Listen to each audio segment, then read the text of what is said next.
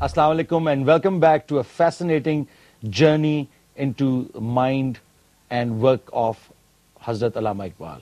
Aaj hamare saath obviously my co-host, my co-pilot, the captain of the ship, Hakeem Zaid Hamid صاحب بیٹھے ہیں اور ہم اقبال کے سفر کو آگے لے کے چلتے ہیں اور ان کی جو تعلیمات ہیں, جو ان کی سوچ تھی اور وہ کیسے ایوالو ہوئی, اس کے اوپر بات کرتے کرتے پہنچے 1905 میں جب اقبال یورپ تشریف لے گئے اور پھر ان کی یورپین تہذیب و تمدن کے حوالے سے ان کی سوچ میں کیا چینج آئی, اس پہ آج ہم ڈسکشن لیں گے. اس کے علاوہ ہم کچھ شخصیات کے فون کالز بھی لیں گے اور وداؤٹ فردر ادو we're going to go start with the European invasion of Iqbal. European invasion and conquering of Europe. He came, he saw and he conquered. دیکھو اقبال جب چھوٹے تھے ایک دفعہ قرآن پڑھ رہے تھے تو ان کے والد نے ان سے پوچھا کہ تم قرآن کیا پڑھ رہے ہو؟ تلاوت کر رہا ہوں.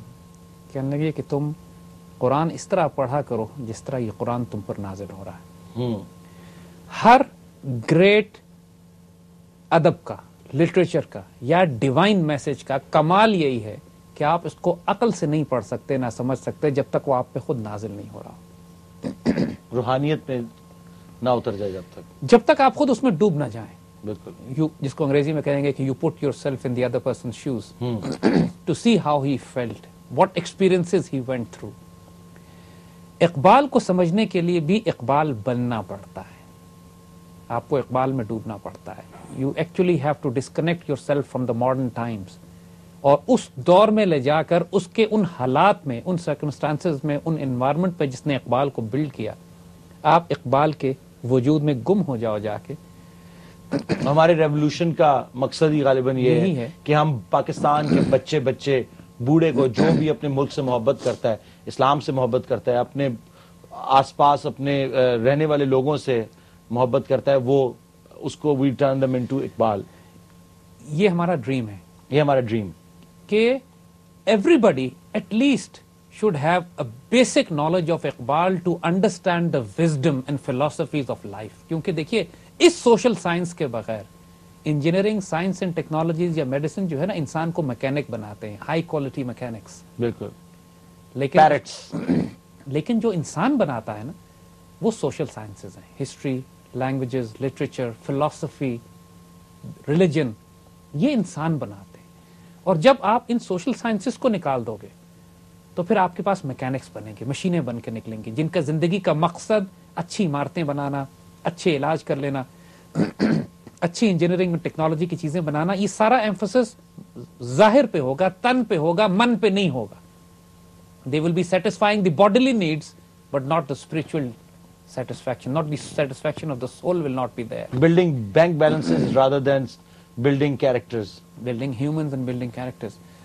تو اقبال بھی جب اپنے ایک ایوولوشنری پروسیس سے گزرتے ہوئے ان کے جب یورپ جانے کی باری آئی تو وہ ایک بڑا انٹرسٹنگ فیز ہے کہ ہم نے اقبال کا بیک گراؤنڈ پچھلے پروگراموں میں ڈسکس کیا تھا کہ کس طرح وہ ایک انڈین نیشنلسٹ جذبات بھی ان کے اندر موجود تھے. جی, ہندوستان کے معاملے میں بھی وہ اپنے آپ کو ہندوستانی کہہ کے اور سارے جہاں سے اچھا ہندوستان ہمارا بھی ان میں تھا.